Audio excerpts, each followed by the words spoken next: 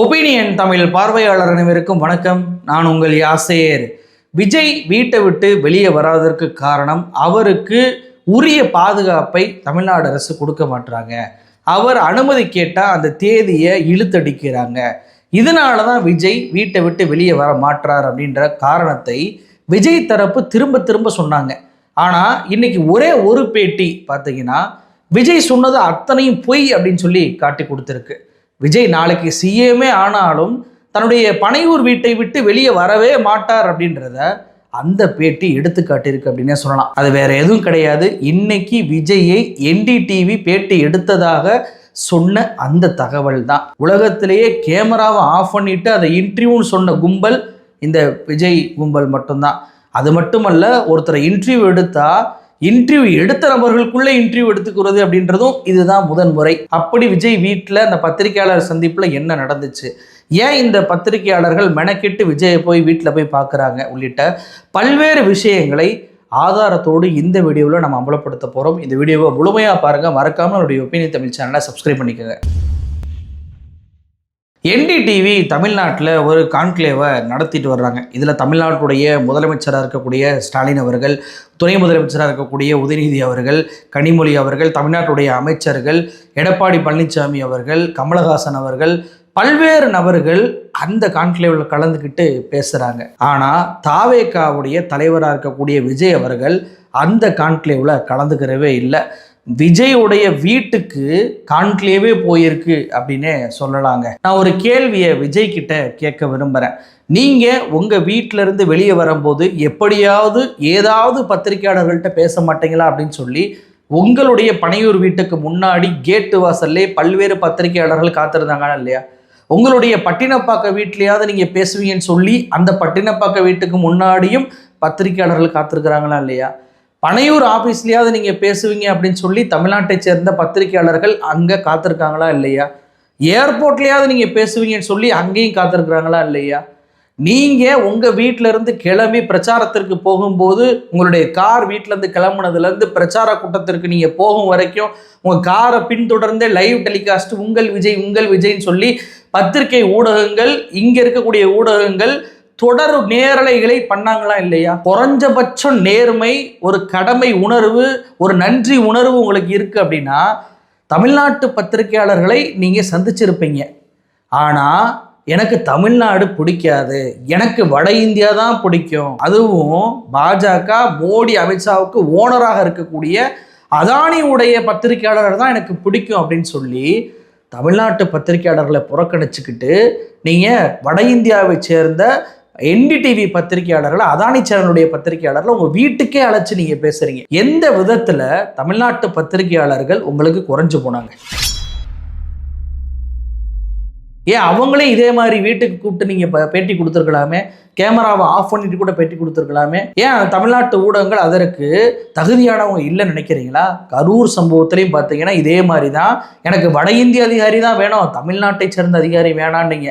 இன்னைக்கு அதே மாதிரி எனக்கு தமிழ்நாட்டு பத்திரிகையாளர்கள்லாம் வேணாம், எனக்கு வட இந்திய பத்திரிகையாளர் தான் வேணும், NDTV பத்திரிகையாளர் தான் வேணும் அப்படின்னு சொல்லி நீங்கள் கேட்டு இருக்கிறீங்க. அப்படின்றது தான் உங்களுடைய என்ன ஓட்டத்தை பிரதிபலிக்கக்கூடிய விஷயமா இருக்குது. அப்போது தமிழ்நாடு உங்களுக்கு தேவையில்லை அப்படின்றதான் இந்த விஷயத்தில் வீட்டுக்கே போய் பேட்டி எடுத்ததுலேருந்து என்னால் புரிஞ்சுக்கிற முடியுது. என்னுடைய முதல் கண்ணோட்டமாக இருக்குது. சரி, அப்படியாவது ஒரு பேட்டியை கொடுக்குறாரு, இது வரைக்கும் பத்திரிகைகளை சந்திச்சதே இல்லை, இவங்களையா சந்திக்கட்டுமே, என்னதான் பேசுகிறாரு அப்படின்னு சொல்லி நானுமே எதிர்பார்த்து காத்திருந்தேன்.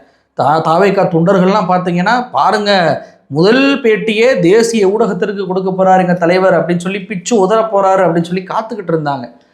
அந்த NDTV அந்த வீடியோவை அப்லோட் பண்ணுறாங்க. அந்த வீடியோவில் விஜய் வருவாருன்னு சொல்லி கிளிக் பண்ணி பார்த்தா பேட்டி எடுத்தவங்க தங்களுக்கு தாங்களே பேசிக்கிறாங்க. விஜய் அப்படி சொன்னார், விஜய் இப்படி சொன்னார், விஜய் அதை செய்வதாக சொன்னார், விஜய் இதை செய்வதாக சொன்னார். எனக்கு ஷாக்காயிருச்சு. யாருமே இது வரைக்கும் இந்திய தொலைக்காட்சி, உலக தொலைக்காட்சி நீங்கள் போனாலும் கூட இப்படி பேட்டி யாருமே பார்த்துருக்க முடியாது. இது பேட்டியே கிடையாது, இது PR ஒர்க்கு. விஜய் இவர் வீட்டுக்கு வர சொல்லுவாராம், இவங்க வீட்டுக்கு போவாங்களாம், ஃபோட்டோ எடுப்பாங்களாம், 1 மணி நேரம் பேசினாங்களாம். 1 மணி நேரம் கேமரா ஆஃப் பண்ணிட்டு என்ன பேச்சு வேண்டியிருக்கு? ஒரு இன்டர்வியூ எடுக்க போகக்கூடிய ஒரு நிறுவனம், அது NDTV போன்ற ஒரு தேசிய ஊடகம் போய் விஜய் வீட்டுக்கு போனால் உங்களை கேமரா ஆஃப் பண்ண சொன்னாவே நீங்கள் கிளம்பி வந்திருக்கணும். இப்போ நீங்கள் பார்த்துருக்கக்கூடிய வேலை என்ன தெரியுமா? விஜய் அதை செய்தார் இதை செய்தார்னு சொல்லி, இது அந்த கட்சியுடைய கொள்கை பரப்பு செயலாளர் பண்ணக்கூடிய வேலை. அந்த வேலையை பார்த்துட்டு வந்திருக்கு இந்த என்டிடிவி. எதற்காக இந்த வேலையை என்டிடிவி பார்க்கணும்? அதுவும் மோடியுடைய பாஸான அதானியுடைய சேனல் எதற்காக இந்த வேலையை பார்க்கணும்? அதுவும் இந்த பேட்டி எடுத்தவங்களாம் யாருன்னு பார்த்தா அக்மார் சங்கி. மோடிக்கு முள் குத்துனா கூட 10-20 நாள் விரதம் இருக்கக்கூடிய சங்கிகள் தான் இந்த ராகுல் கன்வால், சிவ் அரூர், வசுதா வேணுகோபால். இவங்களை போய் வீட்டுக்கு வர சொல்லி பேட்டி கொடுத்துருக்கிறாரு இந்த விஜய். இதில் கொடுமையான விஷயம் என்ன தெரியுமா? இந்த மோடி பக்தர்கள் எலெக்ஷன் டைமில் மோடியை கூட பேட்டி எடுத்துருக்கிறாங்க. மோடி ப்ரெஸ்ஸை சந்திக்கவே மாட்டார், ப்ரெஸ்ஸை பார்த்தா ஓ மை காட் அப்படின்னுவார். அப்படிப்பட்ட மோடியவே இவங்க பேட்டி எடுத்துருக்கிறாங்க. ஸ்கிரிப்டட் இன்டர்வியூ தான், என்ன கேள்வி அப்படின்றத மோடி தான் சொல்லுவார், அதை தான் இவங்க கேட்கணும், மோடியும் பதில் கொடுப்பார். அப்படியாவது ஒரு இன்டர்வியூ இருக்கும் அப்படின்னு சொல்லி பார்த்தா அதுவும் இல்லை, ஸ்கிரிப்டடும் இல்லை, இவர் வரவே இல்லை, கேமராவில் தோன்றவே இல்லை. அப்படின்னா பேட்டி உண்மையிலே இவர் கொடுத்தாரா, இல்லை என்டிடிவி அசிங்கப்பட்டு போய் வெளியே வந்துட்டு வேற வழி இல்லாமல் தங்களுக்கு தாங்களே பேசி விஜய் அதை சொன்னார் தெரியுமா இதை சொன்னார் தெரியுமா அப்படின்னு சொல்லி அளந்து விடுறாங்களா அப்படின்றதே தெரியல. இதை பார்த்தா தங்களுடைய சக ஊடக நிறுவனங்களும் தங்களுடைய சக ஊடக நண்பர்களும் கிண்டல் பண்ணுவாங்களே, கேலி பண்ணுவாங்களே, தேசிய அளவில் மிகப்பெரிய அவமானமாக போகுமே இது ஒரு பேட்டின்னு சொன்னா அப்படின்ற அந்த எண்ண ஓட்டம் கூட இல்லாமல் இவங்க பேட்டி அப்படின்னு சொல்லி ஒளிபரப்புறாங்க. அப்படின்னா ஒன்று இவங்களுக்கு டிஆர்பி ரேட்டிங் உடைய மோகமாக இருக்கணும், இல்லை என்றால் விஜயை ஊதி பெரிதாக்க வேண்டும் என்பதற்காகவே விஜயுடைய வீட்டுக்கே போய் இவங்க எடுத்துருக்கணும். ஏன்னா சீமான் ஒருத்தர் இருக்கார்ல, சீமான் மீது 1000 விமர்சனங்கள் எனக்கு இருக்குது. அவர் அரசியல் செய்யவே லாய்க்கு இல்லை அப்படின்றதான் என்னுடைய எண்ண ஓட்டம். பெரியார் குறித்த அந்த பார்வையே அதற்கு சாட்சி. ஆனால் நீங்கள் விஜய் வரல என்பதற்காக விஜயை போய் நேரடியாக வீட்டுக்கு போய் எடுக்கிறீங்கல்ல. சீமான் ஒருத்தவர் அவரும் போட்டியில் தானே இருக்கிறாரு. சீமானுடைய வீட்டுக்கு போய் என்டிடிவி எடுத்துச்சா? ஏன் எடுக்கலை? அப்போ விஜயை மட்டும் எடுப்பதற்கான காரணம் என்ன? அப்போ அதானியும் மோடியும் சொல்லி அனுப்பி வச்சிருக்காங்களா அப்படின்ற கேள்வி இயல்பாக எழுதா இல்லையா? இந்த விஜய் நீங்கள் முதன்மை சக்தின்றீங்க, முதல் சக்தின்றீங்க, திமுகவுக்கும் டிவிகேவுக்கும் தான் போட்டி அப்படின்றீங்க. எப்போவாவது பனையூர்னா பரவாயில்ல, எப்பயுமே பனையூர்னா என்ன செய்யறது? துப்புரவு பணியாளர்கள் போராடினாங்க அப்படின்னா அவங்களையும் வீட்டுக்கு தான் கூப்பிடுறீங்க. ஆசிரியர்கள் போராடுறாங்க அப்படின்னா அவங்களையும் வீட்டுக்கு தான் கூப்பிடுறீங்க. பத்திரிகையாளர்கள் சந்திப்பு அப்படின்னாலும் அதையும் வீட்டுக்கு தான் கூப்பிடுவீங்க, அதையும் கேமரா ஆஃப் பண்ணி தான் கொடுப்பீங்க. அப்படின்னா நாளைக்கு நீங்கள் முதலமைச்சர் ஆகிட்டா எப்படி போய் மக்களை சந்திப்பீங்க? அப்போ எது நடந்தாலும் மக்களுக்கு இயற்கை பேரிடர்களை சந்தித்தாலும் கூட நான் பனையூரை விட்டு வெளியே வரமாட்டேன் அப்படின்றதான் இந்த ஒரே பேட்டியில் விஜய் கொடுக்கக்கூடிய ஸ்டேட்மெண்ட்டாக இருக்குது. ஒட்டுமொத்த தமிழ்நாட்டு மக்களும் இதை தெரிந்து கொள்ளணும், விஜயுடைய ரசிகர்களும் தெரிந்து கொள்ளணும். கரூருக்கு இவர் ஏன் வரவில்லை என்பதற்கு காரணம் இப்போ புரியுதா? இவர் வீட்டை விட்டு வெளியே வர மாட்டார். இவருக்கு அரசாங்க அனுமதியோ தேதியோலாம் பிரச்சனை கிடையாது. சிபிஐ கூப்பிடும் போது மட்டும் போனார்ல, டெல்லிக்கு போனார்ல, இவர் பிரச்சாரத்துக்கு போனால் கூட 10 நிமிஷத்தில் பேசிட்டு ஓடி வந்துடுவார். உடனே காரில் ஏறி தனி விமானத்தை ஏறிடுவார். ஆனால் சிபிஐ கூப்பிட்டா மட்டும் 9 மணி நேரம் 8 மணி நேரம் விசாரணையில் ஆஜரானார்ல. அந்த 9 மணி நேரம் ஒதுக்கக்கூடிய விஜயால் மக்களை சந்திக்கிறது ஒதுக்க முடியாதா? பத்திரிகையாளர்களை சந்திக்கிறது ஒதுக்க முடியாதா? அப்போனா என்ன அர்த்தம்? விஜய் தன்னை விட அதிகாரமிக்கவர்கள் தன்னை ஆட்டி விட்டு அடங்கி போவார். அதை விட கீழே உள்ள மக்களாக இருக்கிறாங்க, ரசிகர்களாக இருக்கிறாங்க அப்படின்னா இவர் தன்னுடைய பணக்கார திமிரை காட்டுவார். நான் எதுக்காக உன பார்க்கணும், எதுக்கு உனக்கு நான் இறங்கி வரணும், நான் ரூம் புக் பண்ணுறேன் வா, அங்கே உனக்கு பாதிக்கப்பட்டதற்கான காசை வாங்கிட்டு போ என்ற மனநிலையில் தான் கரூர் மக்களையே இவர் அணுகியிருக்கிறார் அப்படின்றது தெரியுதா இல்லையா? இதில் கொடுமை என்ன தெரியுமா? சரி, அப்படியாவது அந்த பேட்டி இவங்களுக்குள்ள பேசிக்கிறாங்களே, அதுவாவது ஒழுங்காக இருக்கான்னு சொல்லி பார்த்தா அதுவுமே விஜய் சொன்னதாக இல்லைங்க, இவங்களுக்கு இவங்களே சொல்லிக்கிறாங்க. அதில் ஃபஸ்ட்டு என்ன சொல்கிறாங்க? கரூர் எதிர்பார்க்காத ஒரு சம்பவம், அது இன்று வரைக்கும் விஜயை பாதிப்பதாக இவங்களுக்குள்ளேயே பேசிக்கிறாங்க. ஏங்க, மலேசியாவுக்கு டிக்கெட் போட்டு தளபதி கச்சேரி டான்ஸ் ஆடின ஒரு நபர் தான் இந்த விஜய். கொஞ்சம் கூட கவலை இல்லை, மனக்கவலை இருந்தால், சோர்வு இருந்தால் இப்படியான நடனத்தை ஆட முடியுமா? கரூருன்ற பேச்சை கேட்டாவே, இந்த வார்த்தையை கேட்டாவே நம்மளால் 41 உயிர் போச்சு அப்படின்ற மன அழுத்தம் இயல்பாக வந்துடும், சாதாரண சாமானியனுக்கே வரும். நேரில் பார்த்த உங்களுக்கு வரலையே, அன்னைக்கே ஓடுறீங்க, ஓகே. அந்த பாதிப்புடைய வெளிப்பாடு இருந்துச்சுன்னா நீங்கள் முதல் ஆளாக மன்னிப்பு கேட்டிருப்பீங்க. நான் சம்பவத்துக்கு துளியும் சம்பந்தம் இல்லை, காரணம் இல்லை, ஆனால் நான் வந்ததுனால தான் இப்படி நடந்திருக்கு, அதனால் தார்மீக பொறுப்பேற்று மன்னிப்பு கேட்குறேன்ற ஒரு வார்த்தை இது வரைக்கும் உங்களுடைய வாயிலேருந்து வரலையே. திமுகவுடைய சூழ்ச்சின்னு தானே சொல்லிக்கிட்டு இருக்கிறீங்க. அப்போ இன்னொருத்தர் மீது சூழ்ச்சின்னு சொல்லக்கூடிய உங்களுக்கு எப்படி அந்த பாதிப்பு இன்று வரைக்கும் இருக்குது அப்படின்ற கேள்வியே இயல்பாக வருதா இல்லையா? ரெண்டாவது அவர் என்ன சொல்கிறாரு, அரசியல் தான் எதிர்காலம் சொல்லி முடிவெடுத்துட்டாராம், அதனால் பிரச்சனைகள் வரும் அப்படின்னு சொல்லி எனக்கு தெரியும், என்னுடைய கடைசி படத்திற்கும் அந்த பிரச்சனை வரும் தெரியும், என்னுடைய டைரக்டர் ப்ரொடியூசருக்காக நான் வருத்தப்படுறேன் அப்படின்றார். ஒரு ஸ்டேட்மெண்ட்டை பொது வழியில் இதை விஜய் கொடுத்தாரா? இதை அந்த பத்திரிகையாளர்களுக்குள்ளேயே பேசிக்கிறாங்க. விஜய் அந்த பேட்டியை கொடுத்தாரா இல்லையான்றதே நமக்கு தெரியாது. அப்போது ப்ரொடியூசருக்கு பாதிப்பு அப்படின்னு இருந்தால் ஒரு ட்விட்டு போட்டிருப்பார்ல இவர், போட்டு இந்த மாதிரி பிரச்சனைகள் என்னுடைய அரசியல் காரணமாக வருவது தப்பு, சினிமா வேறு அரசியல் வேறு, சினிமா இண்டஸ்ட்ரியை இப்படி டார்கெட் பண்ணாதீங்க, ஒரே ஒரு வார்த்தை விஜய் சொல்லியிருக்கலாம்ல, ஏன் சொல்லவே இல்லை? விஜய் சொல்லியிருந்தால் ஒட்டுமொத்த நடிகர்களுமே ஆமாங்க சினிமாவை இப்படி டார்கெட் பண்ணாதீங்க சொல்லியிருப்பாங்களா இல்லையா? தென்னிந்தியாவை சேர்ந்த நடிகர்களே திரண்டிருப்பாங்களா இல்லையா? ஆனால் விஜய் தன்னுடைய ப்ரொடியூசருக்காக வருத்தம் தான் படுறாரே தவிர குரல் கொடுக்கவே இல்லை. அந்த வருத்தமுமே ப்ரொடியூசர் பணம் போயிருக்குன்னுலாம் இருக்காது, ஏன்னா இந்த ப்ரொடியூசரே இவருடைய மேனேஜர் தான். அப்படின்றப்போ தன்னுடைய அரசியல் சார்ந்த பேச்சுக்கள் வசனங்கள்லாம் வெளிவராமல் போயிருமேன்ற கவலை தான் விஜய்க்கு இருக்கே தவிர, பணம் போச்சே, ப்ரொடியூசருக்கு சொன்ன தேதியில் வெளியாகலையே, ரசிகர்கள் ஏமாந்து போனாங்களேன்ற கவலையெல்லாம் விஜய்க்கு ஒருபோதும் இருக்காது. மூன்றாவது இவங்க என்ன சொல்கிறாங்க, விஜய்வுக்கு லாங் டேர்ம் பிளான் இருக்கு, அமைதியானவர், டிட்டர்மினேஷன் உள்ளவர், அவர் ஒரு வரியில் தான் பதில் சொல்லுவாங்கன்னு எல்லாரும் நினச்சிக்கிட்டு இருந்தீங்க. நான் NDTV கிட்ட லாங்காக பதில் சொல்கிறாரு, 1 மணி நேரம் பேசியிருக்கிறாருங்க அப்படின்னு சொல்லிட்டு இந்த ராகுல் கான்வால் பேசுவதை பார்க்க முடியுது. எப்படிப்பட்ட ஒரு அப்பட்டமான போய்வாருங்க, தன்னுடைய பொதுக்கூட்டத்துக்கே 10 நிமிஷம் பேசுகிறவர், இவங்களை கூப்பிட்டாங்களாம், எல்லா கேள்விக்கும் லாங்காக பதில் சொன்னாங்களாம்.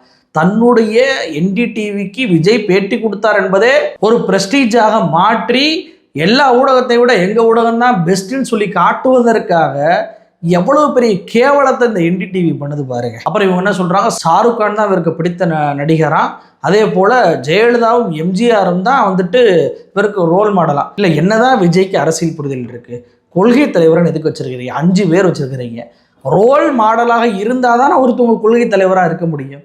கொள்கை தலைவரில் ஒருத்தர் கூட ரோல் மாடலை சொல்லவே இல்லை. சரி, அண்ணாவும் MGRையும் வச்சு தான் நீங்கள் உங்களுடைய வாகனத்திலேயே போஸ்டர் விட்டுறீங்க, நீங்கள் வந்துட்டு போகக்கூடிய பொதுக்கூட்டங்களே அந்த போஸ்டர் தான் இருக்குது, அந்த அண்ணாவை வந்து நீங்கள் சொன்னீங்களா அப்படின்னு சொல்லி கேட்டால் அதுவும் இல்லை.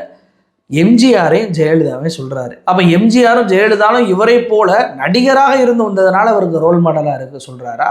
அவங்க நடிகராக இருந்து வரலையே, அவங்க ஒரு கட்சியில் பணியாற்றி கட்சி மீட்டிங்கில் பேசி மேடையில் பேசி அதன் பின்பு தேர்தலில் நின்று பிரச்சாரம் பண்ணி தான் அவங்க MLA ஆனாங்க, அதுக்கப்புறம் தான் கட்சி ஆரம்பித்தாங்க. உங்களை மாதிரி சினிமாவில் நேற்றைக்கு டான்ஸ் ஆடிட்டு இன்றைக்கி வந்துட்டு நான் சிஎம்மாக உட்காருவேன் அப்படின்னு சொல்லிட்டு அவங்க கனவு காணலை. ஜெயலலிதா அவர்களை எப்படி ரோல் மாடல் எடுக்கிறாருன்னு எனக்கு புரியலை. கொடநாட்டில் அந்த பங்களா முன்னாடி இரவெல்லாம் காருக்குள்ளே உட்கார வச்சு காத்திருக்க வச்சவங்க தான் ஜெயலலிதா அவர்கள். படத்தை ரிலீஸ் பண்ண விடாமல் தடை போட்டவங்க தான் ஜெயலலிதா அவர்கள். அப்பாவும் மகனும் போய் ஜெயலலிதா அவருடைய காலில் விழக்கூடிய வீடியோக்கள்லாம் தற்போது வைரலாக பரவிக்கிட்டு இருக்கு. கையை கட்டிக்கிட்டு அம்மா அம்மா மன்னிச்சிருங்கம்மா அப்படின்னு சொல்லி பேசின அந்த வீடியோ காட்சிகள் இன்னமும் இருக்க தான் செய்யுது. நாங்கள் அணிலை போல முதலமைச்சருக்காக ஜெயலலிதா அவர்களுக்காக பணியாற்றணும்னு சொல்லி கெஞ்சி கூத்தாடிய வீடியோ காட்சிகள் இன்னமும் இருக்க தான் செய்யுது. அப்போது சினிமா துறையில் தன்னை பாடாப்படுத்திய ஒரு நபரை ரோல் மாடலாக இவர் எப்படி ஏற்கிறாருன்னு தெரில. ஊழலை ஒழிப்பேன், எனக்கு பணம் முக்கியம் இல்லை, நான் 1 ரூபா கூட ஊழல் பண்ண மாட்டேன்னு சொல்லி சேர் வீரர்கள் கூட்டத்தில் சொல்லி 2 நாள் கூட ஆகலை. விஜய் அப்படியே பிளேட்டை மாற்றி ஜெயலலிதா அவர்கள் எனக்கு ரோல் மாடல்ன்றாங்க. ஜெயலலிதா அவர்கள் ஊழலால் தண்டிக்கப்பட்டு தன்னுடைய பதவியை இழந்த ஒரு நபர், தண்டிக்கப்பட்ட ஒரு நபர். எப்படி இவர் அவரை ரோல் மாடலாக எடுத்துக்கொள்கிறார் அப்படின்றது எனக்கு தெரியல. அவங்க மோடியா லேடியான்னு சொல்லி கேட்டாங்க 2014. மோடி என்ற வார்த்தை கூட உங்களுக்கு வராது. அவங்க மோடியா லேடியான்னு சொல்லி பிரச்சாரம் பண்ணும்போது நீங்கள் ஒரு ஹோட்டலில், தனியார் ஹோட்டலில் மோடியை ரகசியமாக சந்தித்து அவர் கூட ஒரே சோபாவில் உட்காந்து கை குலுக்கின நபர் நீங்கள். எப்படி நீங்கள் இவரை ஜெயலலிதாவை ரோல் மாடலாக ஏற்றுக்கொள்ள முடியும்? கொஞ்சம் கூட ஒரு ஒற்றுமையும் இல்லவே இல்லையே, எந்த ஆங்கிளில் பார்த்தாலும் ஒற்றுமையே இல்லையே. சரி, இது அடுத்து 5வது, விஜய் கிங் மேக்கராக நினைக்கவில்லை, கிங்காக நிற்கிறார். எனக்கு வர்ற கூட்டத்தை பார்த்தீங்களா, நான் ஜெயிப்பேன் அப்படின்னு சொல்லி விஜய் சொன்னதாக இவர்களே சொல்லிக்கிறாங்க. கிங் மேக்கர், கிங் அப்படின்னா கூட்டணிக்கு போய் இன்னொருவரை முதலமைச்சராக ஆக்க மாட்டேன், நான் தான் முதலமைச்சர் ஆவேன் அப்படின்றதான் ஸ்டேட்மெண்ட். அப்போ இவர் கூட்டணிக்கு போக மாட்டார் அப்படின்றத இவர் சொல்லியிருக்கிறார். கூட்டம் வந்துட்டாவே இவர் சிஎம் ஆயிட முடியுமா, இந்த கூட்டம் வந்தால் சிஎம் ஆக முடியுமா அப்படின்றத நாளைக்கு இதுக்காகவே சிறப்பான ஒரு வீடியோ நம்ம வெளியிட போகிறோம். விக்டோரியா ஹாலில் நடந்த ஒரு வரலாற்று செய்தியை விஜயோடைய ஒப்பிட்டு விஜயும் விக்டோரியா ஹாலுக்கும் எப்படி ஒற்றுமை இருக்குது அப்படின்றதை, கூட்டம் வந்தால் அதெல்லாம் ஓட்டாக மாறுமா என்பதை மிக அழகாக நாம் நாளைக்கு வீடியோவில் பேச போகிறோம். அடுத்து இவர் என்ன சொல்லியிருக்கிறாரு, விஜய் தன்னுடைய ரசிகர்களை எல்லாம் கட்சிக்காரங்களாக மாற்ற போகிறாங்கன்னா அதனால் வெற்றி கன்ஃபார்மாக வந்துருமா, எலெக்ஷன் வேலையை ஆரம்பிச்சிருவாங்களாம். அத்தனை பேரும் தற்குறியாக இருக்கானே, ஒருத்தனுக்கும் கூட ஒரு அரசியல் புரிதல் எதுவுமே கிடையாது. எங்களுக்கு அதிகமான வியூஸ் போகுது அதனால் நாங்கள் தான் முதலமைச்சர், எங்களுக்கு அதிகமான கூட்டம் வருது அதனால் நாங்கள் தான் முதலமைச்சர். நேற்றைக்கெல்லாம் பார்த்தீங்கன்னா தேர்தல் ஆணையம் இவிஎம் மிஷினை வெளியிடுறாங்க, அதில் முதல் இடத்துல விஜய் விசில் சின்னம் இருக்கிறது அப்படின்னு சொல்லுவதை பார்க்க முடியுது. இன்னும் எப்படியெல்லாம் எதையெல்லாம் கதை கட்ட முடியுமோ அத்தனை கதையும் கட்டுறாங்க. இதை விட உச்சகட்டமாக நீங்கள் பார்த்தீங்கன்னா என்டிடிவிக்கு பேட்டியே கொடுக்கல, வீட்டுக்கு போயிட்டு வந்துருக்கிறாங்க, எடுத்ததாக இவங்க சொல்கிறாங்க. ஆனால் என்டிடிவி கான்க்ளேவுக்கே விஜய் வந்ததை போல 2 பத்திரிகைகள் நடுவில் ஏஐ ஃபோட்டோவை உருவாக்கி விஜய் என்டிடிவி கான்க்ளேவுக்கே போய் பேசியிருக்கிறாருப்பா, பிச்சு உதறிட்டாப்லப்பா அப்படின்னு சொல்லி டிவிக்கோடைய அஃபிஷியல் பக்கங்களே போடுவதை பார்க்க முடியுது. இப்படிப்பட்ட நபர்களை இவர் கட்சிக்காரராக மாற்றி இவர் தேர்தலை சந்திச்சிருவாராம். அதாவது பூத் ஏஜென்ட்னா என்ன, பூத்து இருக்கக்கூடிய நிர்வாகிகள் என்ன மாதிரியான பணிகளை செய்வாங்கன்ற துளியும் விஜய்க்கு தெரியலை. அதனால தான் இப்படியான பேச்செல்லாம் வருது. அடுத்து இவங்க என்ன பேசுகிறாங்க, வெறும் ஒரு தேர்தலுக்காக இல்லை, தான் லாங்காக இருக்க போகிறேன் மக்களுக்காக, 33 வருஷம் நான் சினிமாவில் இருந்தேன், அதை விட்டுட்டு வர்றது என்பது சாதாரண விஷயம் கிடையாது, அதை நான் விட்டுட்டு வந்திருக்கேன் அப்படின்றாரு. அது மட்டுமல்ல, கொரோனா காலத்திலேருந்தே இவர் அரசியலில் யோசிச்சுக்கிட்டு இருந்தார் அரசியலுக்கு வரலாமான்னு. ஏங்க வரல? சரி 2024 வர்றீங்க, நாடாளுமன்ற தேர்தல் சந்திச்சிருக்கலாமே, ஏன் சந்திக்கவே இல்லை? நீங்கள் தான் ரெஜிஸ்டர் பண்ணிட்டீங்களே பிப்ரவரி மாதமே, கட்சி ஆரம்பித்து நாடாளுமன்ற தேர்தலில் போட்டிகிட்டு இருக்கலாமே, ஏன் போட்டியிடவே இல்லை? மோடியை எதிர்க்க வக்கில்லாமல் தான் அந்த தேர்தலில் நீங்கள் போட்டியிடல. கட்சியை 15-6 மாதம் கழிச்சு தானே நீங்கள் மாநாடே நடத்துறீங்க. அப்படிப்பட்ட கட்சியை வச்சுக்கிட்டு இவர் லாங்காக இருக்க போகிறாராம். 33 வருஷம் இவர் ஸ்டாராக இருந்துட்டாராம், அதை விட்டுட்டு வர முடியலன்னு சொல்லி எதுக்கு திரும்ப திரும்ப அதையே பேசுகிறேன்? நீங்கள் என்னமோ பெரிய தியாகியை போல் சுதந்திர போராட்டத்தில் கலந்துக்கிட்டேன், என்னுடைய இளமை வாழ்க்கையெல்லாம் ஜெயிலில் கழிச்சிட்டேன், மிசாவுக்கு போனேன், அங்கே அடிபட்டதுனால இன்று வரைக்கும் என்னுடைய உடல் கூறுகள் சரியாக வேலை செய்யாமல் போயிருக்கு, புடா சட்டத்தில் கைதான, இலங்கை தமிழர்களுக்காக போராடி கைதான, என்னுடைய வாழ்க்கையை தொலைஞ்சு போச்சு, இப்படி ஏதாவது இருக்கா? அவங்கள தியாகின்னு சொல்லலாம். உங்களை சினிமாவை விட்டுட்டு வரக்கூடிய உங்களை நாங்கள் எப்படி தியாகின்னு நாங்கள் கதறணும்? ஏன் இந்த தியாகி பட்டத்தை திரும்ப திரும்ப நீங்கள் உருவாக்கிறீங்க? நீங்கள் ஓடுன படம் எல்லாம் ஃப்ளாப்பு, கடைசியாக வெளியான 5 படங்களும் ஃப்ளாப்பு. அதனால தான் நீங்கள் அரசியலுக்கே வரீங்க. அதுவும் உங்களுக்கு ரைடு விட்டு மோடிஜி உங்களை அரசியலுக்கு கூட்டிகிட்டு வந்துருக்கிறார். இல்லைன்னா நீங்கள் அரசியல் பக்கமே எட்டிப்பாக இருக்க மாட்டீங்க. இதில் இவர் கொரோனாவில் யோசிச்சாராம், அதுலேருந்து வந்த விளைவு தான் அவர் அரசியல் கட்சி ஆரம்பித்தாராம். அடுத்து விசில் சின்னம் எங்களுக்கு கிடைச்சது முதல் வெற்றி அப்படின்னு சொல்லி பேசியிருக்கிறார் இந்த விஜய், பேசியிருப்பதாக சொல்லியிருக்கிறாங்க. அப்போது விசில் சின்னம் இவருக்கு எப்படி கிடைத்தது? அதுதாங்க எல்லாருக்குமான கேள்வியாக இருக்குது. எல்லாரும் அவங்க விருப்பப்பட்ட சின்னங்களை கேட்கும் போதெல்லாம் வராமல் இவருக்கு மட்டும் சரியாக விசில் சின்னம் கேட்ட உடனே வருதே. நாம் தமிழர் கட்சியும் கேட்டு பார்த்தாங்க, அவங்களுக்கு வரலை. விசில் சின்னத்தை கேட்டாங்க, வரலை. அப்போ இவங்களுக்கு விசில் சின்னம் கேட்ட உடனே வருது. ஆதவ அர்ஜுன் என்ன சொல்கிறாரு, தேர்தல் அதிகாரி விஜயோடைய ரசிகர்ன்றாரு, தேர்தல் ஆணையமே கரப்ட் அப்படின்னு சொல்லி ஆதவ அர்ஜுனோடைய ஸ்பீச்சிலேருந்து நம்மளால் புரிஞ்சுக்கிற முடியுது. அப்போது இங்கே பாருங்களேன், பாஜகவுடைய தேர்தல் ஆணையம் விஜய்க்கு ஆதரவாக விஜய் கேட்ட சின்னத்தையே கொடுக்குது. பாஜகவுக்கு ஆதரவான என்டிடிவி விஜய் வீட்டுக்கே போய் அவர் பேசியதாக பத்திரிகை செய்தியை வெளியிடுது. பாஜகவுக்கு ஆதரவான பத்திரிகையாளர்கள் விஜயை மிகப்பெரிய அளவுக்கு பேசி பேட்டி அவங்களே கொடுத்து கொள்வதை பார்க்க முடியுது. பாஜகவுக்கு ஆதரவான சிபிஐ இன்னைக்கு அவரை கையில் கண்ட்ரோலில் எடுத்துக்கிட்டு இன்னைக்கு அந்த கரூர் வழக்கை தமிழ்நாடு போலீஸ்லேருந்து பறிச்சுட்டாங்க. இப்படி எல்லாமே பாஜகவுக்கு ஆதரவான அத்தனை நிறுவனங்களுமே விஜய்க்கு ஆதரவாக செயல்பட்டு கொண்டிருப்பது தான் யதார்த்த உண்மை. ஆனால் இன்னொரு பக்கம் நம்மக்கிட்ட எப்படி ஏமாத்துறாங்க, ஜனநாயகம் படத்திற்கு முற்றுகை, இடைஞ்சல், அவரை பழிவாங்க நினைக்கிறாங்க அப்படின்ற ஒரு மாய தோற்றத்தை உருவாக்கி விஜய்க்கு எப்படியாவது சிறுபான்மை மக்களுடைய ஓட்டுகளை கடத்தி விடணும் அப்படின்றது தான் பாஜகவுடைய ஒற்றை நோக்கமாக இருக்கிறது. கண்டிப்பாக தமிழ்நாட்டில் அது எடுபடாது. நாளைக்கே ஒரு பள்ளிவாசலில் ஏதாவது ஒரு பிரச்சனை வருகிறது, பாஜகவை சேர்ந்தவர்கள் அந்த பள்ளிவாசலில் பிரச்சனை பண்ணுறாங்க, இல்லை ஒரு சர்ச்சில் போய் பிரச்சனை பண்ணுறாங்கன்னா விஜய் தன்னுடைய பனையூர் வீட்டை விட்டு வெளியே வர மாட்டார். அவருக்கு அதிகாரம் இருந்தாலும், முதலமைச்சர் என்ற பவர் இருந்தாலும் அவர் தன்னுடைய வீட்டை விட்டு வெளியே வர மாட்டார் என்பதை அப்பட்டமாக இன்னைக்கு காட்டிவிட்டார். இவரை நம்பி யாரேனும் சிறுபான்மை மக்களோ அல்லது அவருடைய ரசிகர்கள் அல்லாதவர்களோ ஓட்டு போட்டீங்கன்னா தமிழ்நாடு சுடுகாடாக மாறிடும். அது 100% உண்மை, என்னால் அடித்து சொல்ல முடியும். நன்றி.